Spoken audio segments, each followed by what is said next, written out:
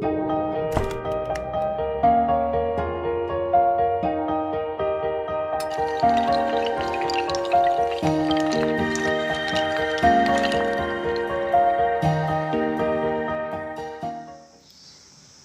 Student, easy way to learning Jai Najib में आपका स्वागत है।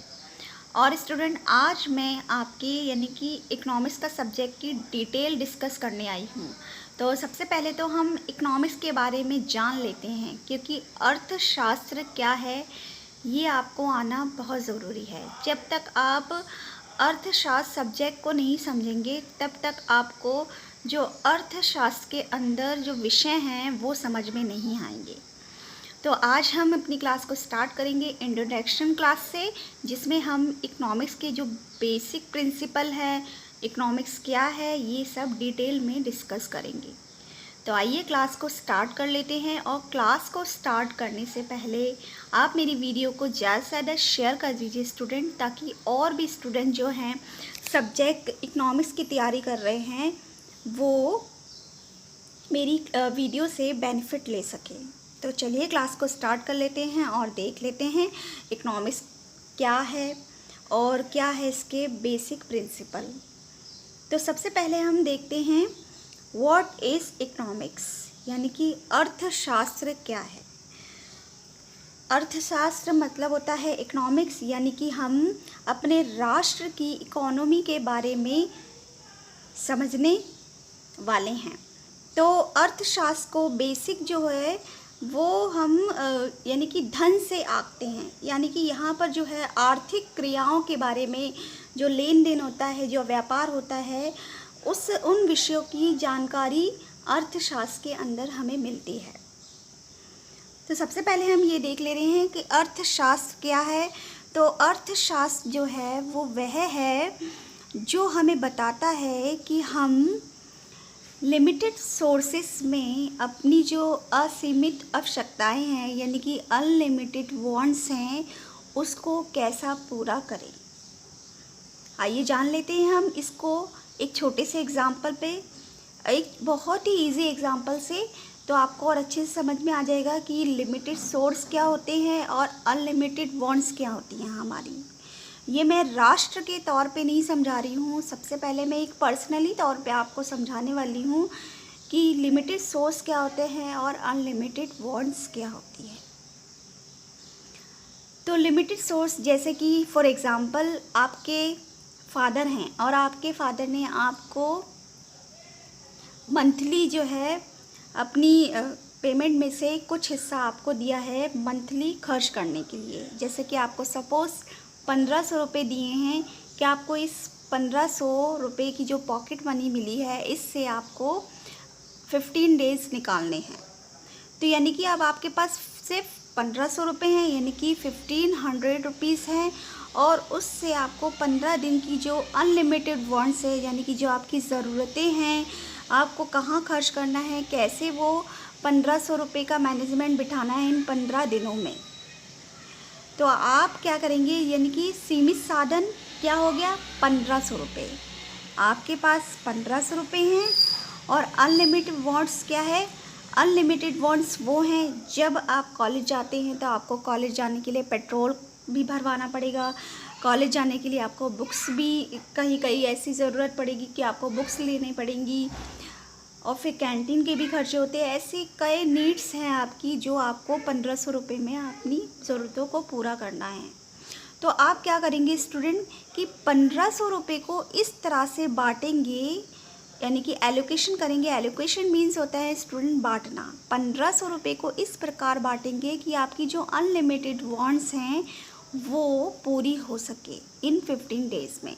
तो आई होप आपको समझ में आ गया होगा कि इसी तरह से अर्थशास्त्र में भी जो हमारी राष्ट्र की इकोनॉमी है, जो हम डिमांड्स करते हैं बाज़ार में जाके, तो हमारी डिमांड को पूरा करने के लिए जो हमारी सप्लाई होती है, उस सप्लाई जो डिमांड्स होती है वो होती है हमारी अनलिमिटेड, यानी कि लिमिटेड डिमांड्स, अनलिमिटेड डिमांड्स होती है, और जो सप्लाई होती है वो होती है हमारी लिमिटेड।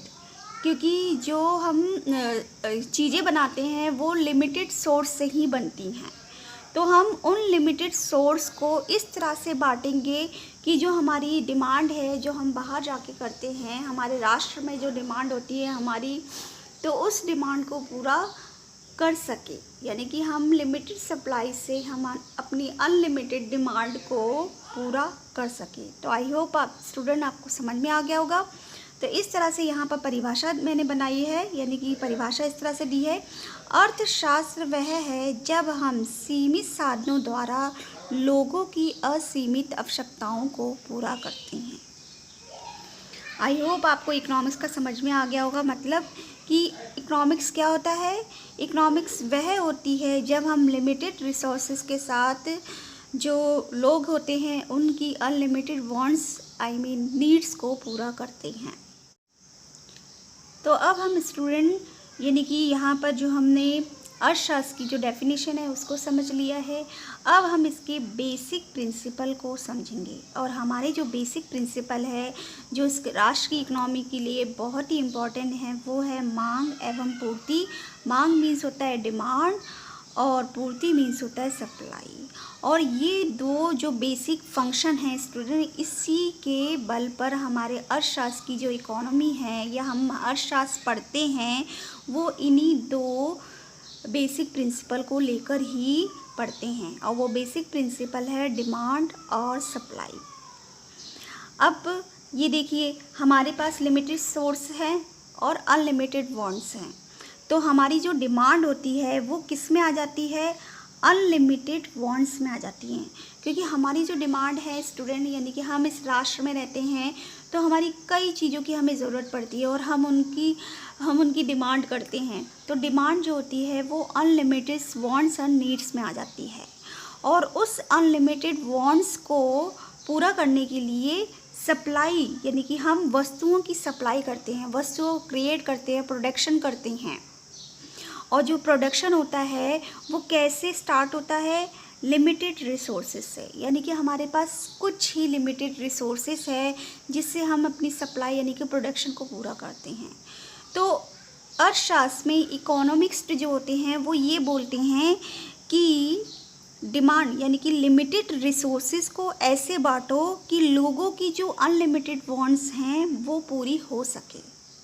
तो डिमांड और सप्लाई को मेंटेन करने के लिए हम लिमिटेड सोर्सेस को इस तरह से बांटते हैं कि हमारी जो ज़रूरतें हैं जो कि अनलिमिटेड हैं उनको हम पूरा कर सकें।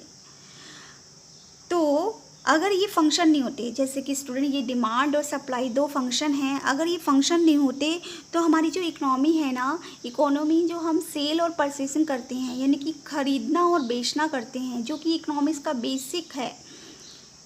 बेसिक अजम्पशन है। क्योंकि अर्थशास्त्र की है ही मेन जो टॉपिक है वो ये है कि हम सेल करते हैं और परचेस करते हैं, आर्थिक क्रियाओं का लेन देन करते हैं। तो यही होता है कि अगर ये फंक्शन नहीं होते तो इकोनॉमी में सेल और परचेसिंग नहीं होती। तो ये बेसिक फंक्शन यानी कि प्रिंसिपल हैं डिमांड और सप्लाई, जो कि हम अर्थशास्त्र के अंदर पढ़ते हैं।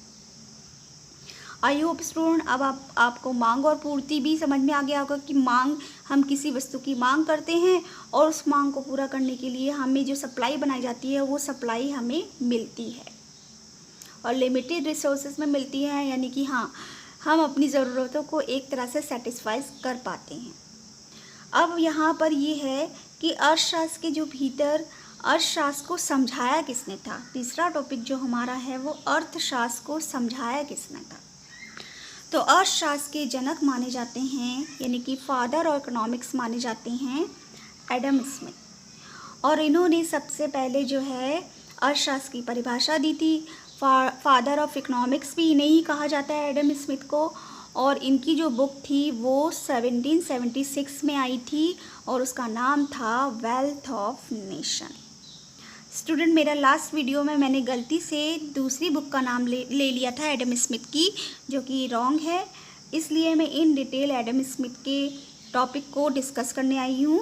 तो हमारी जो 1776 में बुक लिखी गई थी एडम स्मिथ द्वारा, तो वो है वेल्थ ऑफ नेशन।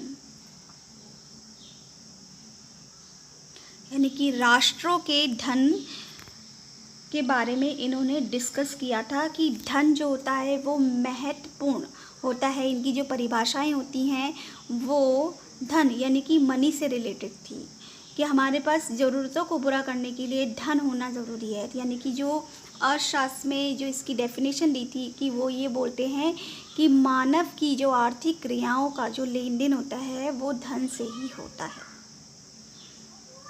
तो एडम स्मिथ को फादर ऑफ इकोनॉमिक्स भी कहा जाता है और एडम स्मिथ ही हैं जिन्होंने सबसे पहले परिभाषा दी थी। फिर उसके बाद आए थे मार्शल, रॉबिन्स और जेके मेहता।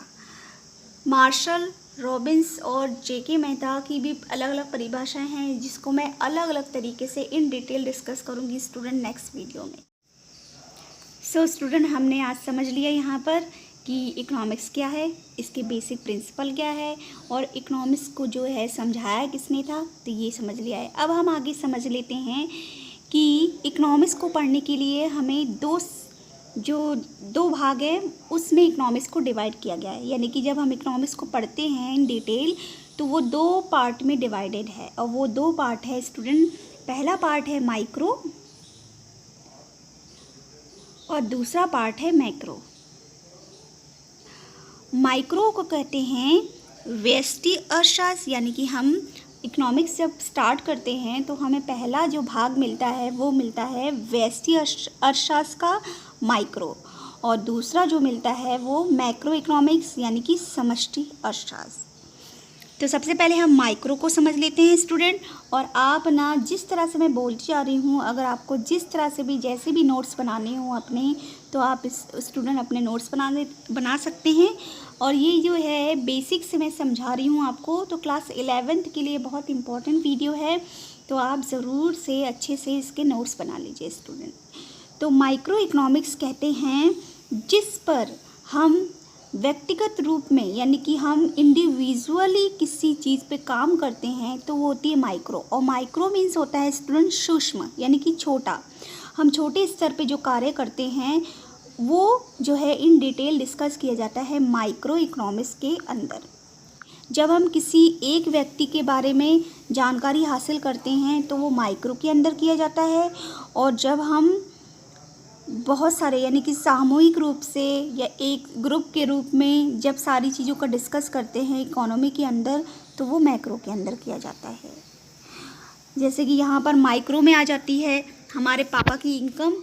सिर्फ हम अपने पापा की इनकम डिस्कस कर रहे हैं, लेकिन हम ये कहें कि मैक्रो के अंदर क्या करेंगे कि हम अपने मोहल्ले में जितने भी लोग हैं उन सब की इनकम। तो इसी तरह से राष्ट्र में क्या होता है, जब किसी एक पर्सन की इनकम के बारे में बात की जाती है तो वो माइक्रो के अंदर आता है। और मैक्रो में किसी यानी कि राष्ट्र की यानी कि राष्ट्रीय आय की जब बात करी जाती है कि पूरे लोगों की जो राष्ट्रीय आय है, पूरे लोगों की इनकम को टोटल करके जो राष्ट्रीय आय बनती है वो मैक्रो के अंदर किया जाता है। तो इस तरह से स्टूडेंट माइक्रो और जो मैक्रो 2 यूनिट हैं जो कि हम इन डिटेल इकोनॉमिक्स के अंदर पढ़ते हैं, और यही जो बेसिक है 2 भाग जिससे हम पूरी इकोनॉमिक्स को समझते हैं। तो माइक्रो इकोनॉमिक्स के जो फादर ऑफ माइक्रो इकोनॉमिक्स कौन थे ये भी मैं आपको बता दे रही हूँ, और फादर ऑफ मैक्रो इकोनॉमिक्स कौन थे वो भी बता रही हूँ, जिन्होंने इन डिटेल जो भी उपभोग, विनिमय, वितरण ये सब किया जाता है, बजट, ये सब कुछ जो डिटेल में डिस्कस किया जाता है वो किस तरह से कैसे बांटा गया है। तो माइक्रो इकोनॉमिक्स यानी कि फादर ऑफ माइक्रो इकोनॉमिक्स वही हैं जो कि फादर ऑफ इकोनॉमिक्स हैं, यानी कि एडम स्मिथ ही हमारे फादर ऑफ माइक्रो इकोनॉमिक्स हैं, और फादर ऑफ इकोनॉमिक्स भी एडम स्मिथ को ही जाना जाता है। अब समझ लेते हैं मैक्रो इकोनॉमिक्स यानी कि फादर ऑफ मैक्रो इकोनॉमिक्स कौन है। तो फादर ऑफ मैक्रो इकोनॉमिक्स हैं J.M. कीन्स। ये स्टूडेंट आप अपने नोट्स बना लीजिए, ध्यान से इसको यानी कि समझ लीजिए कि फादर ऑफ मैक्रो इकोनॉमिक्स कौन थे, J.M. कीन्स, जिनका फुल नाम था जॉन मेनार्ड कीन्स। और इसी तरह से 1933 में यानी कि 1933 में इकोनॉमिक्स को दो भागों में डिवाइड किया गया था, और वो दो भागों में जिन्होंने डिवाइड किया था यानी कि माइक्रो और मैक्रो को 1933 में दो भागों में डिवाइड किया गया था। और डिवाइड करने वाले इकोनॉमिक्स थे रैगनर फिश। ये तीन चीज़ें हैं जो बहुत ही इम्पॉर्टेंट है इकोनॉमिक्स के लिए। अगर आपसे कोई भी क्वेश्चन पूछ लिया जाता है स्टूडेंट, तो ये क्वेश्चन आपको आने चाहिए। तो इस तरह से इकोनॉमिक्स को दो पार्ट में डिवाइड किया गया है, जो कि हम इन डिटेल पढ़ते हैं, माइक्रो इकोनॉमिक्स और मैक्रो इकोनॉमिक्स। माइक्रो इकोनॉमिक्स में हम व्यक्तिगत रूप से व्यक्तिगत यानी कि इंडिविजुअल चीज़ों का वर्णन करते हैं, व्याख्या करते हैं। और मैक्रो इकोनॉमिक्स में हम पूरे राष्ट्र की बात करते हैं, राष्ट्र की इकोनॉमी की बात करते हैं, इस तरह से करते हैं। तो यहाँ पर जब मांग और पूर्ति को समझा जाता है तो माइक्रो इकोनॉमिक्स में समझा जाता है, और माइक्रो इकोनॉमिक्स का जो टॉपिक होता है वो कीमत होता है। यानी कि सारी जो इकोनॉमी काम करती है वो प्राइस लेवल पे काम करती है। जब हम कीमत के बारे में जानेंगे तो माइक्रो इकोनॉमिक्स के अंदर ही मिलेगी हमें। और माइक्रो इकोनॉमिक्स के अंदर हम इनकम के बारे में डिस्कस करते हैं, यानी कि पूरे राष्ट्र की आय के बारे में बात करते हैं। और माइक्रो में हम किसी वस्तु की यानी कि व्यक्तिगत रूप में किसी एक वस्तु को डिटेल प्राइस के बारे में बात करते हैं। और मैक्रो में हम किसी राष्ट्र की सभी व्यक्तियों की इनकम के बारे में बात करते हैं। तो इंडिविजुअली यानी कि माइक्रो इकोनॉमिक में इंडिविजुअली डिमांड और सप्लाई की बात की जाती है, और इसमें कीमतें जो होती है वो महत्वपूर्ण योगदान निभाती है। और मैक्रो इकोनॉमिक्स में सामूहिक रूप से यानी कि एग्रीगेट डिमांड और एग्रीगेट सप्लाई की बात की जाती है, जिसमें जॉन J.M. कीन्स ने इन डिटेल पूरी व्याख्या प्रस्तुत की है। तो आई होप स्टूडेंट आपको इतना जो है बेसिक इकोनॉमिक्स का समझ में आ गया होगा कि डेफिनेशन क्या है, बेसिक प्रिंसिपल क्या है, एडम स्मिथ कौन थे, और उन्होंने यानी कि उन्हें फादर ऑफ इकोनॉमिक्स कब कहा गया, और 1776 में उनकी कौन सी बुक आई, और मैक्रो इकोनॉमिक्स के फादर ऑफ माइक्रो इकोनॉमिक्स कौन है, फादर ऑफ मैक्रो इकोनॉमिक्स कौन है, और माइक्रो और मैक्रो को दो भागों में किसने डिवाइड किया और कब डिवाइड किया। तो आई होप आपको ये इन डिटेल एक छोटा सा इंट्रोडक्शन समझ में आ गया स्टूडेंट। तो चलिए मैं नेक्स्ट वीडियो बहुत जल्दी आऊँगी लेकर, और अगर आपको ये वीडियो समझ में आया हो तो इसे लाइक ज़रूर कर दीजिए, और स्टूडेंट इसको ज़्यादा से शेयर कर दीजिए, ताकि और भी स्टूडेंट जो है बेनिफिट ले सके हमारी इस वीडियो को। और जो पर्सन मेरी वीडियो को नई यानी कि पहली बार देख रहे हैं तो वो मेरे चैनल को सब्सक्राइब कर ले, ताकि और भी अच्छे उन्हें कंटेंट मिल सके अपने सब्जेक्ट से रिलेटेड, जो कि सब्जेक्ट होगा उनका इकोनॉमिक्स, तो उससे रिलेटेड उन्हें अच्छे कंटेंट मिल सके। और मैं पूरी कोशिश कर रही हूँ स्टूडेंट कि मैं अच्छे से आपको इकोनॉमिक्स को समझा सकूँ। तो चलिए बहुत जल्दी आऊँगी नेक्स्ट वीडियो लेकर, तब तक के लिए आप अपना ख्याल रखिए, खुश रहिए, सुरक्षित रहिए। Thank you.